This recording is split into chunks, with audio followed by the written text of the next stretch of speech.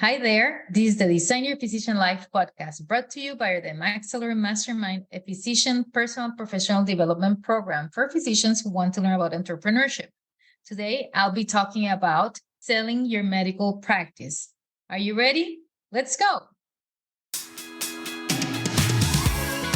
Welcome to the Design Your Physician Life podcast, where you will get excited about being a physician, learn the tools that can help boost your success, and great tips from successful doctors. Join us to unlock the keys to an amazing physician life. And now, here's your host, Dr. Myrdalis Diaz-Ramirez. So guys, today, as I'm recording this, marks 9 years since I sold my medical practice and 1 year since I was out of that contract. So this is an emotional last few days for me. And I want to share with you because if you're asking yourself what you can do to sell your medical practice, which questions you have to answer, I have most of those today to answer for you. We're going to start with 10 important questions for physicians, that you have to ask yourself as a physician who's looking to sell your medical practice. Some of those I asked myself. Some of those I didn't necessarily just ask myself directly, but I knew the answers to them.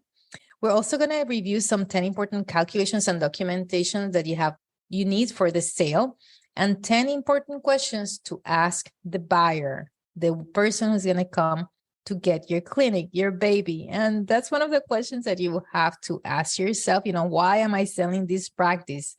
Is it due to retirement, for a career change, for financial reasons? In our case, it was for family reasons. It had come the time when, and I say we, it's my husband, myself, we had the practice. I'm the physician. He was in management. And the practice had grown in such a way that at times it felt like we were having shared custody of our kids. And we really wanted to have some extra time with our children and be able to succeed. The situation in that era is around 9 years ago. It was happening that ICD-10 was coming, so there were going to be some challenges with that. We had grown into 2 practices. We had brought in another physician. We had physical therapy, acupuncture. It was an interventional pain management practice with 2 locations. We had massage, pool therapy. So we had grown into a great multidisciplinary program. We were within the insurance, the restraints of insurance. So as you know, you have to add more things because the reimbursement would be coming down, and then you have to be more creative. So you get all these other businesses. And it was a point in our lives personally that we really wanted to spend some more time with our kids. So we decided to sell. And that was the why. So the why was our family. And as part of the sale, what we did is that we went through different alternatives. We knew of some groups that I was very fortunate. We were, at the time, we had been designated some years ago as centers of excellence. And because of that, we had some groups call us from outside, one asking us about how we did that. The other thing was Centers of Excellence for the American Pain Society, as I say. And how did we achieve that? How did we run the clinic? How did you create the multidisciplinary programs? Also, we had people coming to want to purchase our clinic and people who wanted to partner with us. And, we said no many times. But there was one particular group that really caught our attention. And we were in negotiations with them. And they were really attractive. There were some red flags with them. With anything that you're doing, you have to look for those. And the point of that negotiation was to stay with them, but there would not necessarily be any financial exchange yet at the beginning, which was a concern. Then there was a different group that was really purchasing all the clinics here around us. And the timing was such that we reached out to them. That group didn't reach out to us. Actually, they were surprised because of the success we had as a multidisciplinary pain center. And eventually we were both convinced at the time that that would be a great idea if we had a transaction. So one question that we should ask ourselves is that we're emotionally ready to let go of our practices. And was I at the time? I thought I was, because I really wanted to be with my family. One thing in this deal was that I was going to stay behind as one of the physicians. And staying behind as one of the physicians, you see how the changes happen in the clinic. You're not the one running the business anymore. So it was your clinic. Now it's not your clinic. They're not your patients any longer. And there was a lot of emotions flying there.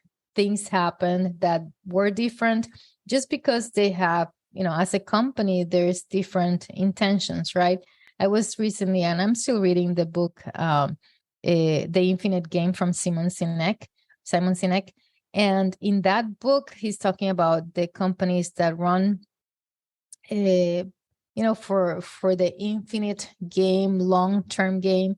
And when changes happen in administration where things are run for the short-term game, when you have a sale or purchase by one of these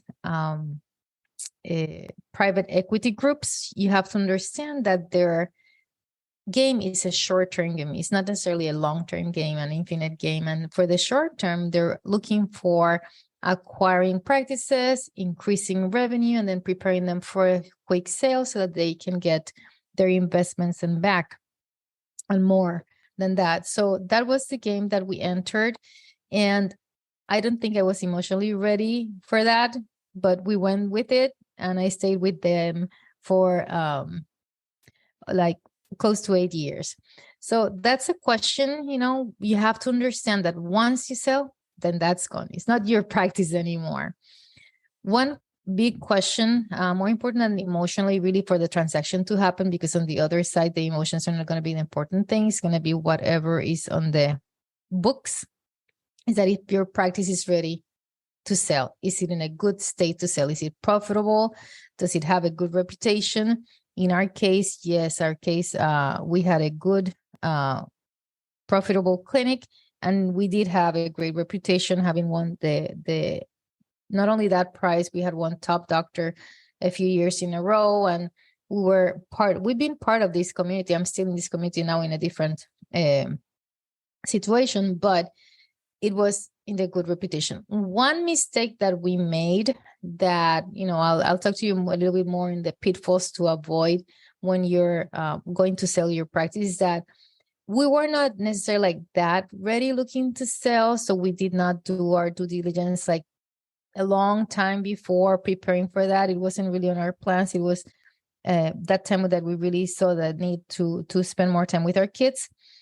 But one thing we didn't do was that to stop purchasing stuff within the last year. So if you're going to sell, if you're going to be selling your practice, if you want to get ready for your practice, we would recommend to stop buying things for the last year and then just getting your practice ready for that transaction.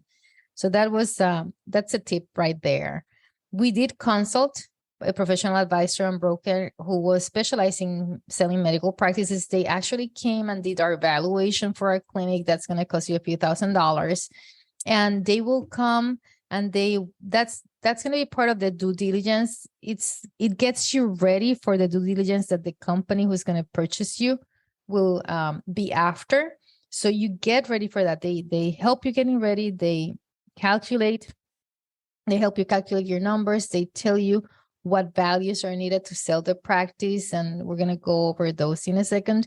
And we were very, very fortunate. We had a great company. It was a local company. We looked at Google, helped us look for them. We interviewed a few of them. And it would be best, obviously, if you get any of these guidance through recommendations. But in our case, we didn't have that luxury. So we went ahead and we interviewed. And we were very fortunate to get this particular company. They were great. They came. They helped us getting ready. They helped us with our numbers. And they did a great job. And they helped us. And they take you by the hand. They give you recommendations of what to say when you're going to that room to negotiate your selling price. And I did it. And I got what we really wanted. And it was in a lot of ways thanks to that group, that broker who came and analyzed our practice. They gave us a book that made it easy for us to present to the buyer, which was a great asset to have. And it helped us with the couple of practices that we were talking to. It helped us decide who we're going to sell our practice to as well.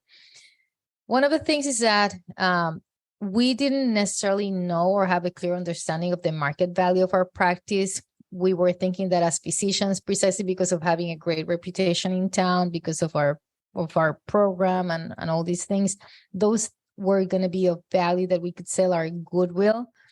And yes, you can have some of that, but at the end of the day, it's going to be more for this transaction was what was on paper. So it's very important if when you're selling to the private equity, yes, it's important definitely to have a good reputation, but to them, it's going to be like, if the patients are going to stay, if you're going to be able to have the same income, obviously that if you have a good reputation, your patients should be coming back, right? But you cannot sell the goodwill per se. Like, it alone doesn't have a value. And at least that's what we found. We were advised, and that's what we've seen in a lot of research that we've had. So in terms of determining the market value of the medical practice, that's going to be a complex process. Once we have to understand the business. So it's important to understand our costs, our profit, how money is made. And we should also consider whether we want to not only sell the practice itself, we want to join a hospital or start our practice in a different way or join a group practice. That's all going to be part of understanding the business that we're selling. And in our case, we had the clinic for around 7 years. So we were very acquainted with the market. We were very acquainted with what we wanted to do next. We knew that I wanted to remain in the community. So that was part of the negotiation, that I stayed at the clinic. And then I had a great salary, benefits, and all those things I negotiated. So then I could move to my wife, right? It was taking care of my children. So I was going to be having some freedom that my husband and myself could do that and take care of our kids. They were going to middle school. We understood that those were very important ages for them. And that's what moved us to sell. In terms of the valuation techniques, there's going to be several ways to value one's company. One method is to use the standard industry multiple on your earnings. For example, if in medicine, if somebody was trading stocks, right, in the stock market, so for 20 times earning, then the company's value could be the last year profits times 10. That's 20 divided by 2. And that's because nobody's going to really pay the maximum. So one can cut it in half. Another method of valuation could be outcome-based. For example, if somebody can cure the condition of patient, you could ask them what it's worth for you, and that could determine the value of the practice. In our case, we did by EBITDA and EBITDA. And when we're selling the medical practice, the EBITDA is earnings before interest, taxes, depreciation, and amortization. And it's really a measure of the company's operating performance and profitability. So when we're selling the medical practice, it provided a clear picture of our profitability before the influence of any of those things, of tax, environments, capital structures, any non-cash accounting estimates. So it was something that was important for us to have, and that was how we base our negotiation. If you take a look at what's considered a small EBITDA business, those are going to be those that are doing like $1 million or $2 million. They might sell by 7 times. If there's one that's larger, for example, a business that has 20 million of EBITDA might sell for 15 times that. In terms of selling a medical practice, that can vary greatly, obviously depending not only on the patient's profitability, but also the market and other factors. For example, a practice that's making $3 million a year, typical EBITDA might be $3.5 to $4 million a year. And that's going to be driving a lot of that pricing. In our case, we were, it's 9 years ago. It was enough to cover our debts and more. So we were very pleased with what we had. As I said, the goodwill is basically an intangible asset that represents the non-physical assets that we had. We had the brand reputation, we had our customer, patient relationships, and we didn't really have intellectual property. We did have programs that we ran, but they were not really of interest to this company that ultimately purchased, because they were not in the business of multidisciplinary pain management. They were in the business of more interventional pain management. If you're in a situation where goodwill is to be used, then you have to determine that value, and that will vary greatly depending on all those factors that we just mentioned. There's going to be now some other factors to take into account. For example, we haven't really talked here about the value of AI, the impact of AI on medical practice. And with the impact of AI, that could potentially impact the value of goodwill in a medical practice, because some functions can be done, and then that can maybe reduce or change in some different ways the practice, patient relationships and reputations. That's something still to be determined, to be talked about. There's also changes in the healthcare market conditions, which, the value of goodwill in a medical practice can be influenced by the broader market conditions. For example, if it's expected to improve, then you can have some improvement in the goodwill. If it's expected to decrease in some ways in your community, then that could be decreasing as well. So those are things to take into consideration in terms of the value of the practice itself. When we're selling the practice, it's important that we understand how that process works, but we want to also understand if that's the only exit strategy. We call it an exit strategy whenever you're, going out of your business in a different way. And there's different strategies that you can apply. If you're developing your exit strategy, you have to really understand the reason for your exit. We mentioned retirement, we mentioned career change, we mentioned desire to pursue other interests. In our case, I still wanted to be a doctor, but I also wanted to take care of my family. So that was our interest right there. The valuation we discussed, we had somebody who came and helped us with that. And then we also, when we're thinking about the exit strategy, we have to prepare for selling that practice to potential buyers. And I said, you might want to update equipment, but not necessarily like on the last year. You have to make sure that everything in terms of regulation and compliance, anything like that is addressed before getting somebody, to the table to discuss with them about the selling of your practice.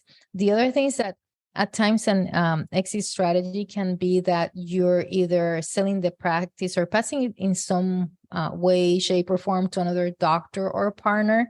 So there should be a specific plan for a smooth transition for that. And that can be like training and having the successor come and learn about the operations. If it's somebody who's there in the clinic with you already, making sure that they understand everything that you do, so that you teach them and they can be successful as they take over your practice.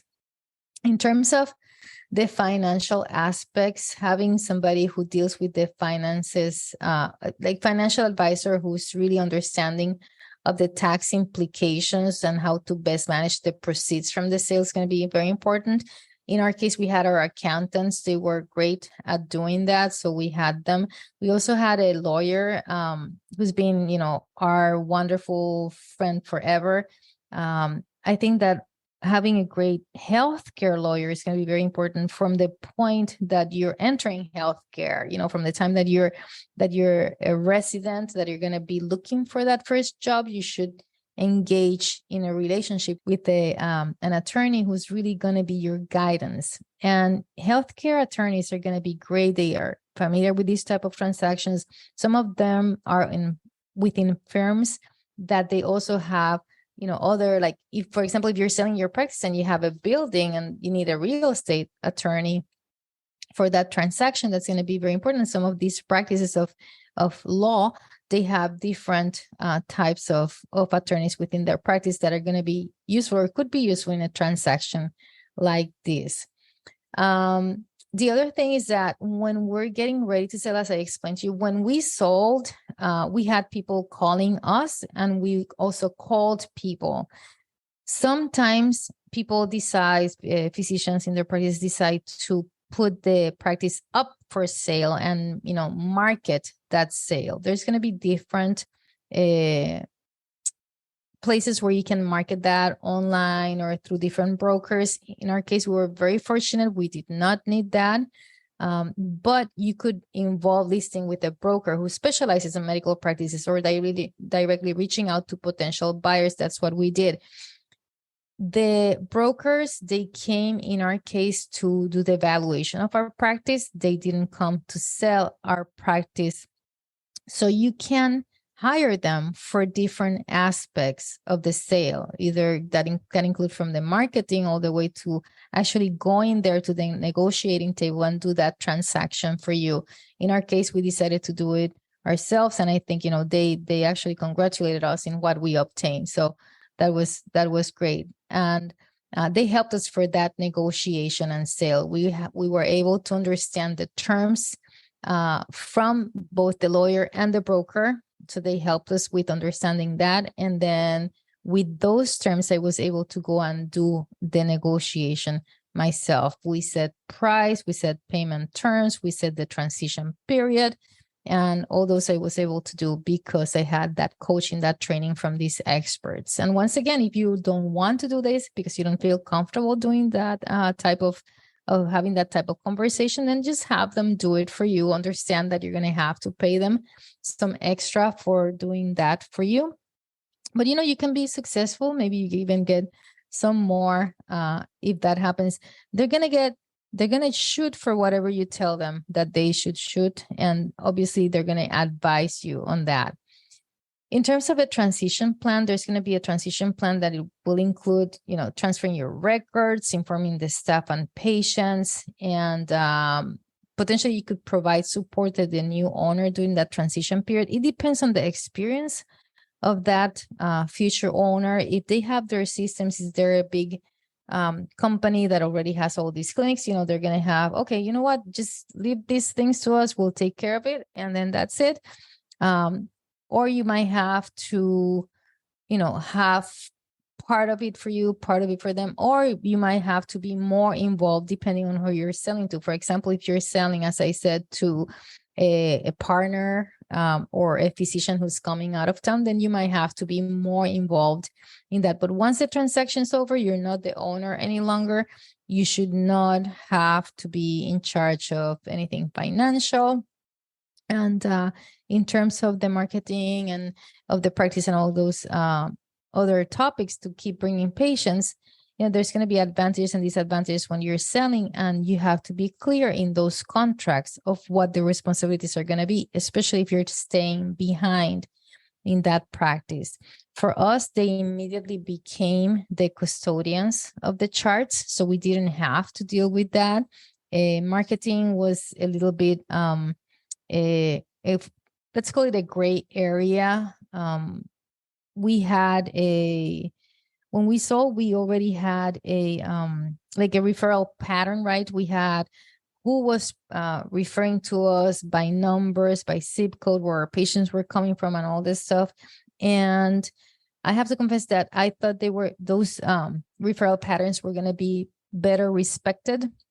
When we moved into that group, they had a different idea of how the marketing and how this should happen. So those patterns changed. And I'm glad that sale happened at that time, because those patterns were going to change. And it was unexpected that they changed in that way for me. But it was a reflection of what was to come with that company coming to town, which, we were able to foresee. And it was really a great sale at the time. The other thing is that, once you sell, what's going to be your post-exit plan? Because if you're selling for retirement, you have to understand that retirement is quite different from being an entrepreneur. And we see it with patients who retire all the time, and they come and they have the lives that they might or might not have been prepared for. that's something that you should really take into consideration. What's your next thing, how you're going to use your brain and your physical and all the things that you want to do when you retire. Starting a new venture, there you might want to consider, if you're starting a new venture, just transitioning slowly and making sure that you have maybe some income for a period of time before exiting into that new venture. And if it's something else, just having a plan for that will certainly make the transition easier. There's some other ways of leaving a medical practice. You can merge with the large practice. You can have an acquisition like we had in our terms. You can have maybe pass the practice to a family member. Some people pass to their children, right? They have built these practices and now their children are happy and ready to take over after having gone through medical school and residency themselves. So that's a wonderful transition. And you can remain there as an advisor to your child, right? And or any other family member. There's some times where employees can buy your practice, especially if your employee is a physician, as I said, and that you will have to get ready in the same way, evaluating the practice, arranging financing, and then transitioning the ownership to the employees. Or you can have a partner buying you out, for example. Some practices are fortunate enough to be so big that they can go public. So they can do an IPO, an initial public offering. That's going to be very, very involved. There's tons of lawyers and advisors and committees that will go and prepare you for this initial public offering. If you're in that situation that you've been fortunate of building, a great practice for your community and all the communities that you're serving. So you're going to have to hire underwriters and preparing thoroughly for that IPO and then launching that IPO. Unfortunately, many times, let's say sometimes people are not able to really commit to any of these, either for medical reasons, personal reasons, or just not having the knowledge on how to do that. Then closing the practice is an exit strategy. But still, if you're closing the practice, you will have to notify your patients, your staff, you will have to sell assets, you will have to wind up the business, you will have to, if you take insurance, you will have to notify your insurance companies, see how that affects your transition. Because, for example, I was talking to somebody recently and they were trying to close that practice and then move on to a different type of practice. And the insurances told them that they had to give them 1 year, one whole year before they could leave that practice, close that practice. So it's not as easy many times. Obviously if somebody's sick, cannot perform, then that's a different issue. But you will have to really do your due diligence, even for closing your practice. Some people also convert their profit practice to a non-profit practice, and that you can set up a non-profit organization. That would be wonderful if you're able to move into philanthropy in that way with your medical practice. But you will still have to transfer your assets to that new non-profit organization, secure that non-profit status, so that making sure that everything is clear, that is not a profit company anymore. There's some others who have been able to franchise their medical practice. Here locally, we have, actually, it's not a medical practice necessarily, it's a physical therapy practice called Physical, F-Y-Z-I-C-A-L. And they started as a local office here, very close, not far from one. There are multiple states now. They partner with this guy who was the one who created Jenny Craig's, as I understand, and some Gold's Gym, I think, as I understand, if I'm not mistaken, he was involved in the creation of those two franchises. And they have been able to recreate this physical therapy practice and taking it all over the United States, which has been greatly successful. So looking into franchising your model might be another exit strategy, but in a great way. That's a something to consider for those who have like these particular set of programs that are set and they have seen success, and they can just implement and transfer from one clinic owner to another clinic owner. Sometimes we don't have all the knowledge for to run a practice. Like we just want to be doctors, but we don't know how to do it. And we have thought that we can do it all. It's like, you know what? You cannot do it all. And it's best if you have somebody else.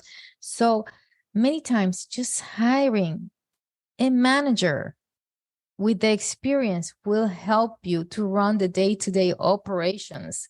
And that way you can focus on being a physician, still supervising your manager, but retaining the ownership of your practice. Obviously, you would have to recruit that person, train them, and transition them, but you could retain your clinic without really having to leave your business and your baby if you feel like that's what you have for a clinic. So those are exit strategies. One of the things I want to move on is to mention some of the calculations and documentation that you need for the sale. We talked about EBITDA. Yeah, I have such trouble, and I'm not the only one. I'm not the only one who has problems with that word, with that acronym. But there's some other things that we need to have ready. Are obviously, for that to happen, for those calculations to happen, you should have your financial statements, your profit and loss statements, your balance sheets, your cash flow statements for the past few years ready, because these are things that they're going to ask of you. And these are things that are going to help you calculate. And if you're going to decide, if you decide to work with a broker, if you're selling your practice, then you're going to need all these things in place anyways. So might as well just get that work done ahead of time. The evaluation will come from there. It's going to be very important. Patient records, close up all those notes before you even talk to anybody. It's very important. You need to have not only your patient records completed, but you should also be working ahead and making some reports.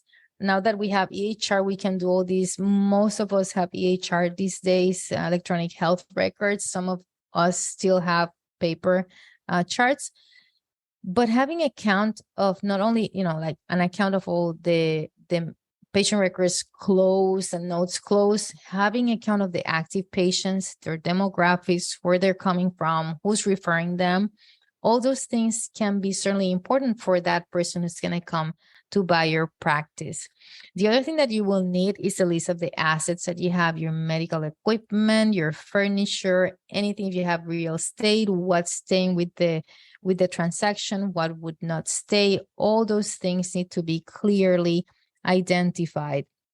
The staff records, who works with you, what the roles are, what they're making, their contracts, everything needs to be clear. If there is something where you have questions, just make sure that your lawyer has seen those and has helped you with any contracts or agreements. The same thing for lease agreements. If you don't own your real estate, or if you own your real estate and you lease to your company, whatever it is, you want to have the lease agreement ready. Any contracts you have with anybody, suppliers, service providers, any partners that you might have, all those things are going to be asked of you. The other thing is like your tax returns. So the tax returns, not only from the last year, it's going to be really for the last few years, because that's the way that they're going to verify that what you're telling them is true. Insurance, whatever policies you have in place for protection of information, for, all these extra insurances that we have, you should have all those ready to go, because they're going to ask you once again for those, as well as showing that you follow, that you have policies and procedures in place, and how you are compliant with regulatory issues like health and safety regulations, with HIPAA, with your employers. All these things should be in place. They might not want that part necessarily, because they might have their systems, but regardless of that, it's important that you always have these papers, these documents in order, because if you have an audit, then you will have to show them anyways. So that's something that your accountant, your attorney, your manager will help you putting together for that sale. There's some questions that you then might want to ask the buyer themselves, right? When you're selling, it's like, who are you selling to? What do they want? Making sure that you do your due diligence on your part, because you want to be paid, and you want to hopefully get somebody who's going to really take good care of your patients and what you've built. Regardless of what you want, you always have to understand that what you're selling is not yours any longer. It's not your patients. They're not going to be your patients even if you stay behind. They were for a period of time, and you will always cherish those experiences and celebrate those transformations that you've had with them. But right now, after you sell, not yours anymore. It's their business, and everything is theirs, okay?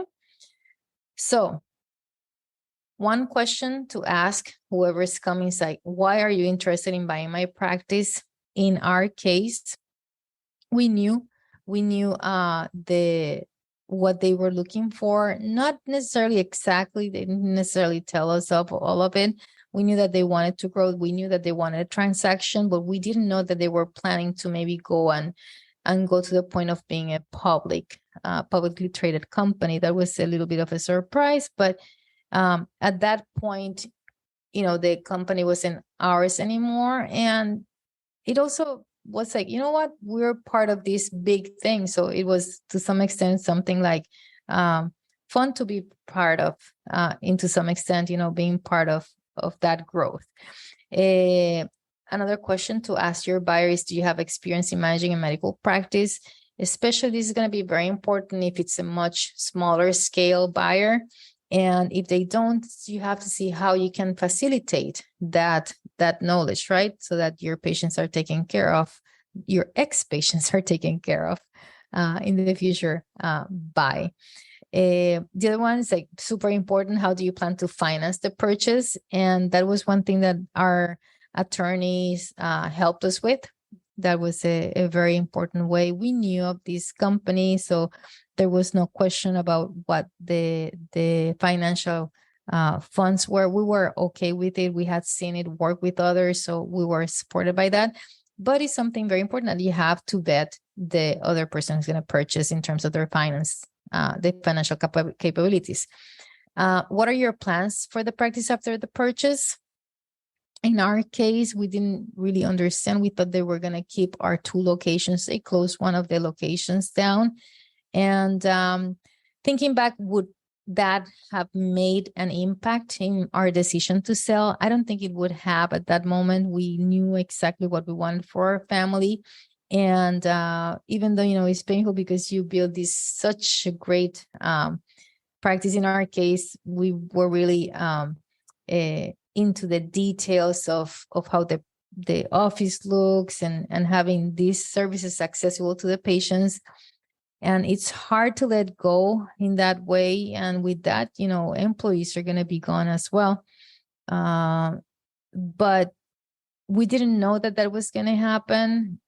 Still, we were not sure that would have made a difference in our case. Another question is, how do you plan to ensure a smooth transition for my patients and staff? And that question is very important in terms of what your responsibilities are going to be, right? What will you have to do to make sure that they have everything they need so that the patients are taken care of and that they don't need anything else from you? That's not going to be, in the contract. So you have to make sure that everything's crystal clear. The other thing is that you can ask them if they're prepared to honor existing contracts and agreements. And that will help you with preparing the patients, right? Like, for example, if they're not going to be taking extra Y insurance, it might be that you have to notify the patients. It might be that they are going to be the ones notifying the patients, but that will also help you with your responsibilities of what to do. The other one is that if somebody is not a professional purchaser, like these guys we had, where you can ask them to do the same thing. You can ask them, to consult with a professional advisor or broker who specializes in buying medical practices, because that's going to help with the negotiation of the price, right? You will have 2 brokers who are experiencing this process, and they will be able to make things clear for both parties so that you can have a win-win situation. The same way that you have financial issues, you will have legal implications and responsibilities that will come with the purchase of a medical practice. And once again, if that person is not experienced, or that the other party is not experiencing doing this type of transactions, they will want to consult an attorney, and you will want them to consult one as well, to make sure that during the transaction and everything like that, you also are not going to be affected. And they don't want to be affected, right? We're doing things in good faith, so we don't want them to have issues as well when they're purchasing from you. The other things, like, how do you anticipate the due diligence process will take? How long do you think it will take, and how it's going to happen? Because that will affect, like, at the same time, if you're a practicing physician at that clinic, you want to be able to know how much time it's going to take for them. And it's going to really facilitate if you have all the documents, as I told you, already ready for them. They shouldn't really ask much more than that. But it might be that they might want to consult some third parties for something. So you want to ask them, hey, what's your process? What are you going to do? And then either you talk to them or their broker or their lawyer about it, or your broker or lawyer or yourself talk to them about it. The other thing is that, are you open to a seller financing arrangement if necessary? That's something that you can provide as a seller. You can provide financing to them. And that can be important also if you have, for example, real estate involved. And if it's a building that's paid off, that would be a great way for that new person to come, especially if they are a partner, or if they're like your child, or some physician who graduated not too long ago, to help them in that transition. That's going to be really of benefit for them. So it's a good thing to ask them. And if you have the facility of doing that, in your transaction, as we said, why are you selling? Are you retiring? If you're retiring, do you have enough funds that you could help that person through seller financing and make it, great for both of you, where you get the part, maybe some money ahead of time that you will want, maybe for a big trip or something like that, or a big whatever it is, and then in your life, and then leaving them with that chance of slowly paying you back. That would be a great way to do those transactions as well. Then if you want to improve the attractiveness, make your practice more attractive, we talked about all these wonderful things that you can add. We didn't talk about location.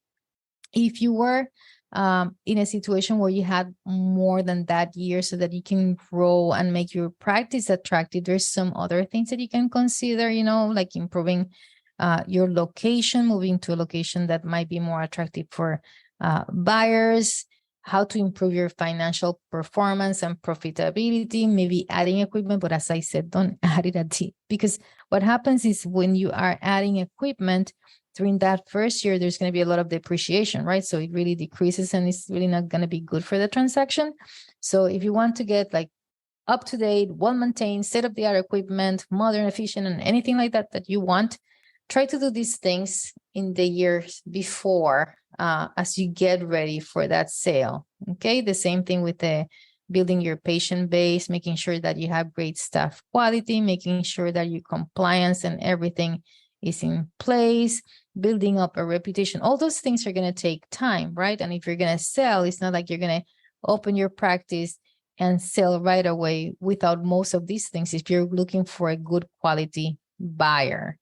There's some pitfalls that we would like to avoid. Let's talk about those. And I already told you about that. And I told it to you a few times already, like we did. We had a lot of changes that happened in that last year because we were really not necessarily expecting to sell. After we did that, we were not understanding of the process. We thought, if we get all these things, will make the practice more valuable for somebody. However, the timing was not the necessarily the best one. So yes, we did the right things for making the practice better for somebody, but the timing was within the last year, which should have been earlier than that. So avoid that pitfall. One of the things that people sometimes feel tempted to do is overvaluing their practice, because we have put so much sweat and tears into the practices that we think is more valuable. And then talking about the goodwill and all that stuff, you know what? If we are not realistic about the value of our practices, if we overprice our practices, we're really not going to sell. So that's why it's so important to have somebody who has done this, who not only has done it, but has done it in your area, in your state, that they know about your neighborhood if necessary, that they will guide you and tell you, these are the realistic expectations. You can still start at a higher price. Nothing tells you that you cannot start at the price that you want. But if you're overvaluing your practice, then you will probably, send away some people even before they come to talk to you, because there might be experts in doing this and they would have no interest. The other thing is that because we're so busy selling the practice, we might just neglect the practice, taking care of the important things in the practice the same way that you would want to take care of. Because we're selling the practice doesn't mean that we don't want to take care of our patients in the same way. We don't want to decrease our performance.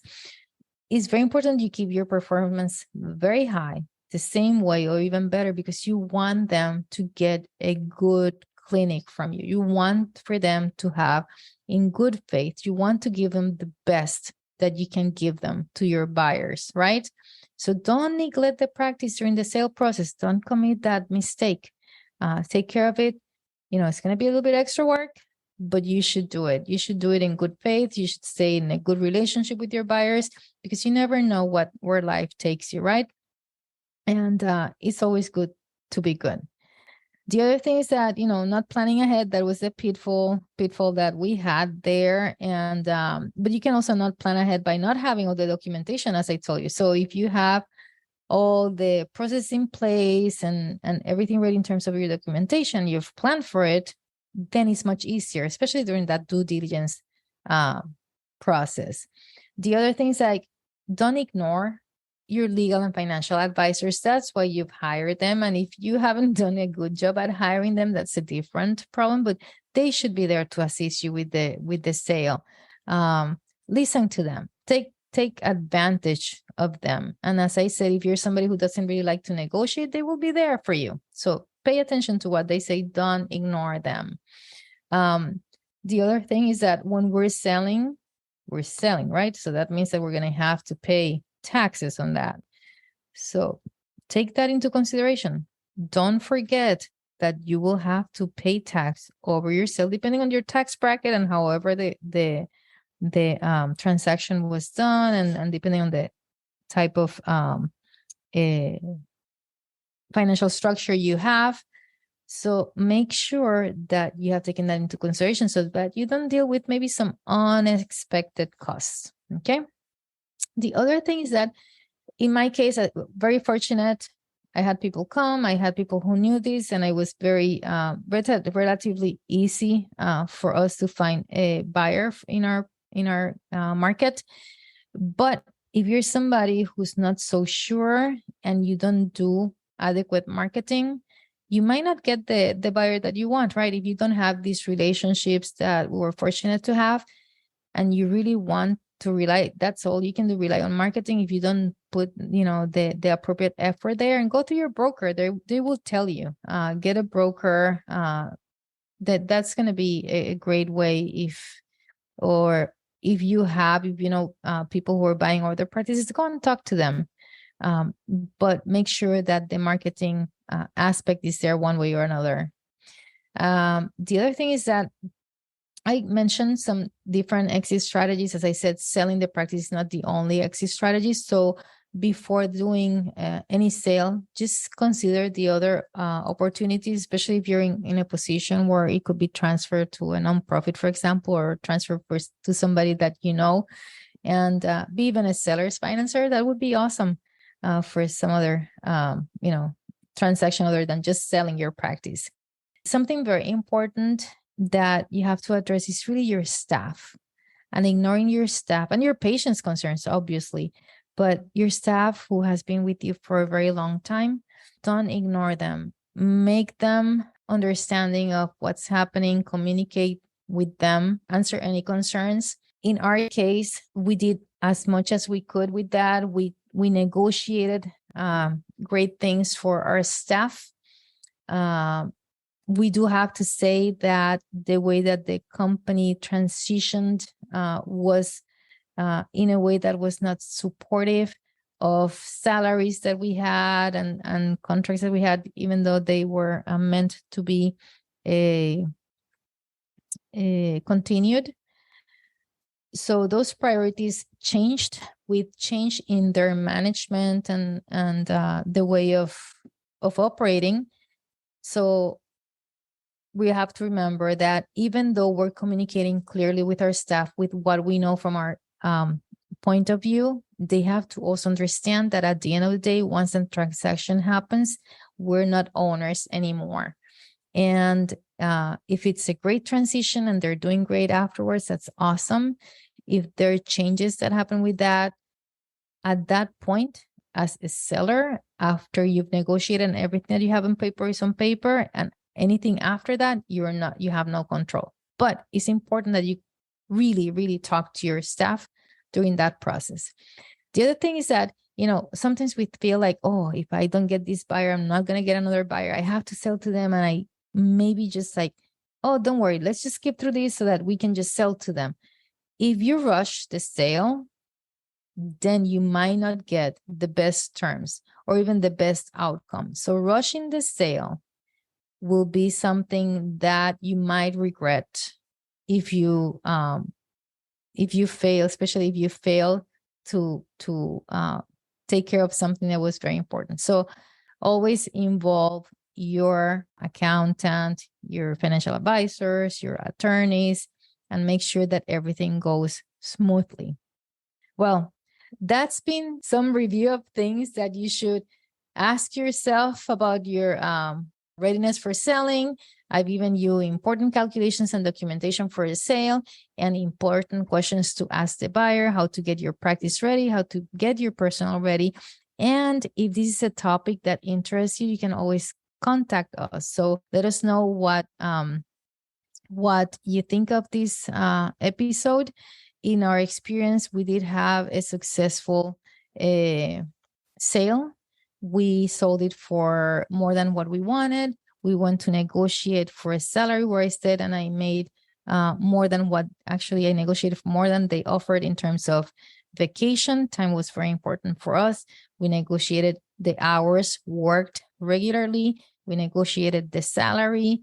We negotiated a lot of things that were approved at that time, and that would not have happened first without the coaching, the knowledge, and the desire. So, and planning for it. So I invite you that if you're going to sell your practice, take a look at these things. And also, once again, give us a call. You can reach us through the social media, maxallure.com, MAXALLURE. And we'll see you then next time. Have a great time. And that was it for today. I hope that you learned some about the process of selling your medical practice. I've done it, you've heard it, and I hope that you learned some about it.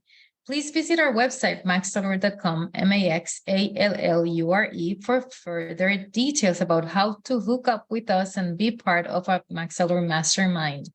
Please share this podcast with others, give us 5 stars, subscribe, and we'll see you next week. See you later. Thanks. Bye. Please remember that Design is not providing specific financial, medical, or career advice. Our only intent is to stimulate your appetite for growth by sharing our experience and those of our speakers, coaches, and guests. Your personal growth and success will be unique to your circumstances and your hard work. We sincerely hope you enjoyed the show and look forward to seeing you next week.